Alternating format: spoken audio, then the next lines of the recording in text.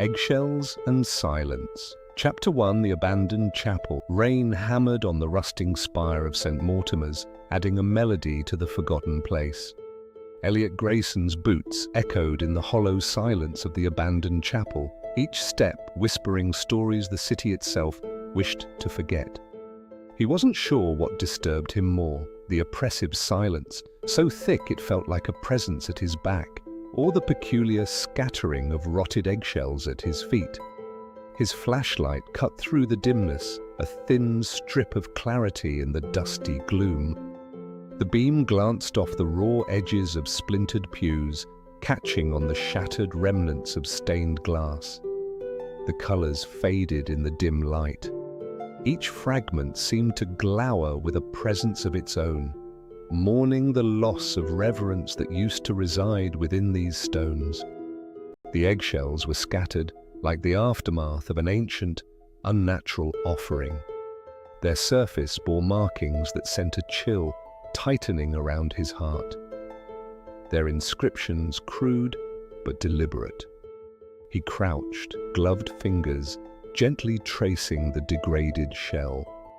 Each shell whispered of decay, of something left to fester beyond its time. He straightened, his gaze drifting to the chapel's grim walls. Now host to a tapestry of symbols that transcended centuries. The carvings were intricate, their patterns weaving their own daunting tapestry, mocking his attempts to decipher them. Strange curves and sharp lines, an alien language left by hands long turned to dust. His eyes narrowed, trying to discern their meaning, his mind running through what he knew of languages and forgotten lore. It was as if the walls themselves were attempting to speak to him, their cryptic legacy taunting the staleness of the air. The sound of his own breath seemed overloud amidst the chapel's stark echo. He felt it then, an uneasy shifting within the silence, a suggestion of something ancient, its dormant gaze fixed coldly upon him. His gut twisted, the sensation a familiar prelude to danger. Instincts he'd honed over years warned him that the chapel, in its slumber, was not entirely uninhabited. His flashlight wavered as his hand returned to the leather-bound notebook tucked securely away, habit more than caution, as he jotted down nonsensical theories and estranged dots of understanding. Elliot's urge to capture every flicker of revelation warred with the urgency knotting inside him, a hunger to lay the puzzle bare. The symbols in the chapel were different from the usual forgotten scriptures. These carvings seemed to pulse with life, imbued with a presence that distanced from mere vandalism of days gone by. Among the overlapping geometries, one symbol drew him closer, the Sigillum Veritas, its interlocking circles and lines compelling Elliot to reach towards its complexity, his fingers brushing its stone surface like a lover's caress. Something soft and gentle, a whisper, brushed his consciousness, like lips barely grazing secrets long guarded. The sensation bristled across his skin, urging him deeper. It was in that heartbeat of revelation that the shadows shifted. It was subtle, a change more in essence than form, but it was enough to set Elliot's instincts aflame. He froze, listening. A hollow creak, a footstep where there should have been none, echoed the suffocating silence. His breath caught. He wasn't alone. Elliot turned, the beam of his flashlight slicing indiscriminately across the chapel, illuminating corners choked with neglect and dust, yet revealing nothing that should not be. Despite his pounding heart, there was a resolute calm with which he walked the line between seeing and believing. "Who's there?" His voice carried itself in the cloistered air, but no return met him. Even the chapel seemed to hold its breath, every stone a silent sentinel to his unease. Yet the emptiness pressed upon him, a tightening noose of dread he could not easily dispel. Something ancient watched him, But was it merely the shadow's play? His own mind betraying him within these sacred halls, or an echo of the past trying to touch their present? He fought with the urge to flee against the pulsing demand of curiosity, to look deeper. His fingers flitted once more against the markings on the walls. They were more than mere carvings, they were a passage of eons, a doorway to secrets that defied oblivion. As night pressed against the city outside, he felt the boundaries of time stretch thin, a veil threatening to part. The sudden sound of a small object clattering against stone brought a sharp turn. His senses immediately rekindled to alertness. A shard from the ruined paintings lay spinning, freshly displaced as if pushed by an unseen hand.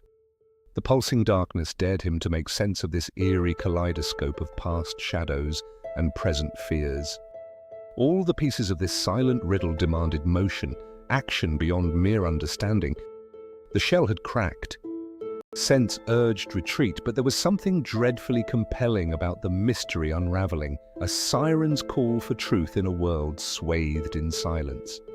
Met with shadows and eggshells, secrets and their keepers both known and unknown, Elliot steeled himself.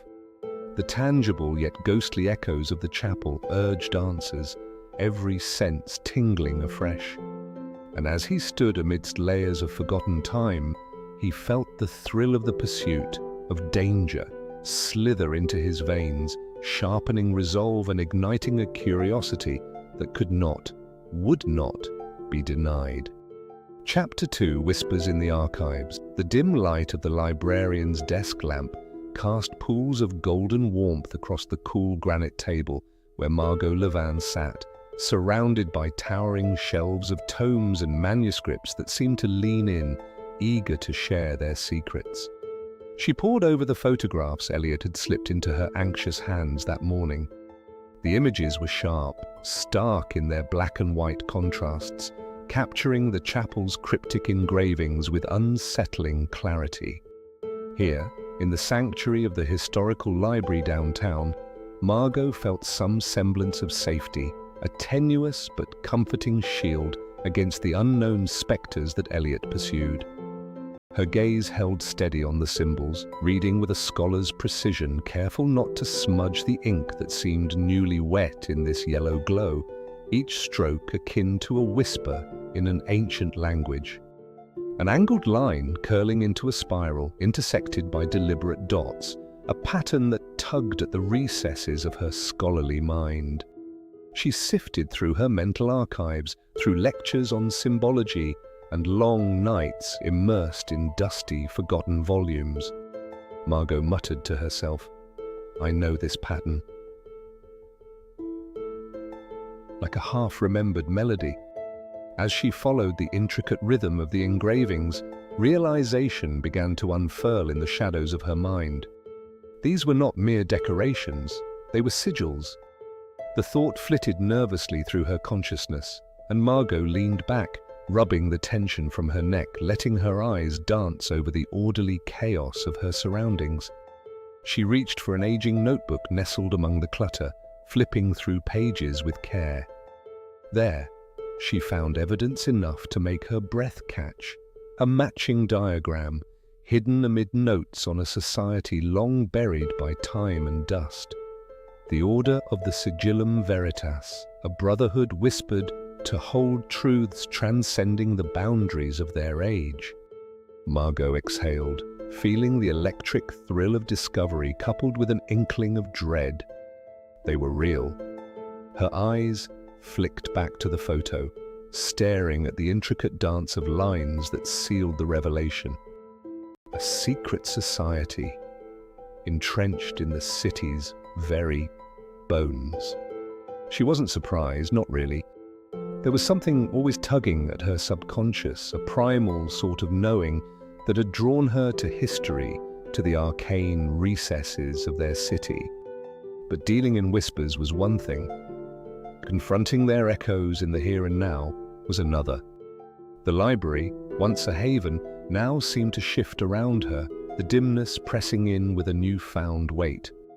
Margot caught sight of her reflection in the tall, narrow window. A solitary figure caught between layers of time.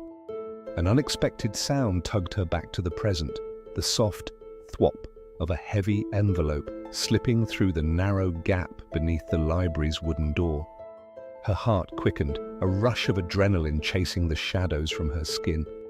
Margot stalled, breath a living ghost between her ribs before she moved, footsteps echoing quietly across the polished floor towards the door.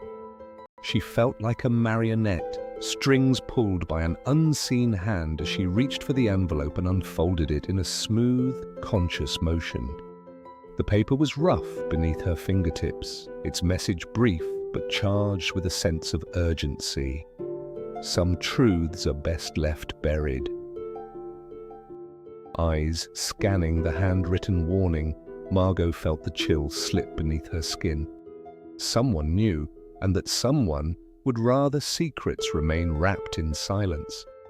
The stakes were sharper now, cutting through any remaining doubt about the reality of the dangers buried alongside these mysteries.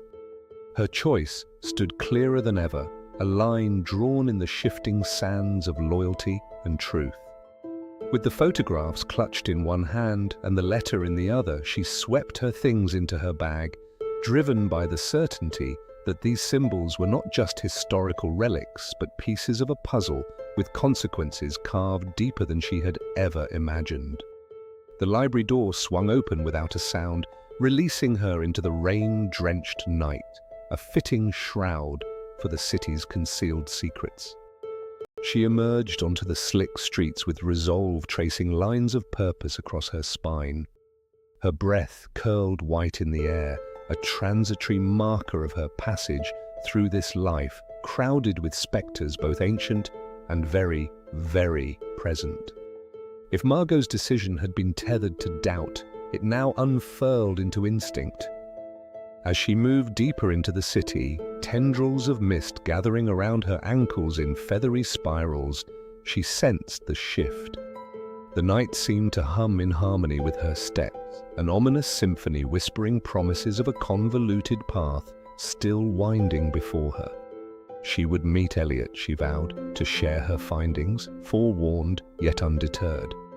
For beneath the weight of secrets and the threat of unknown enemies, Margot understood the delicate power of choice, the confidence that decisions, once made, were the strongest whispers of all.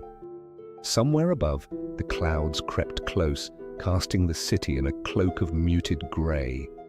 Margot Levain moved forward, shadows trailing her like reflections in a cracked glass, each step carved into the history of a city, slowly unveiling its truths, one faded parchment at a time.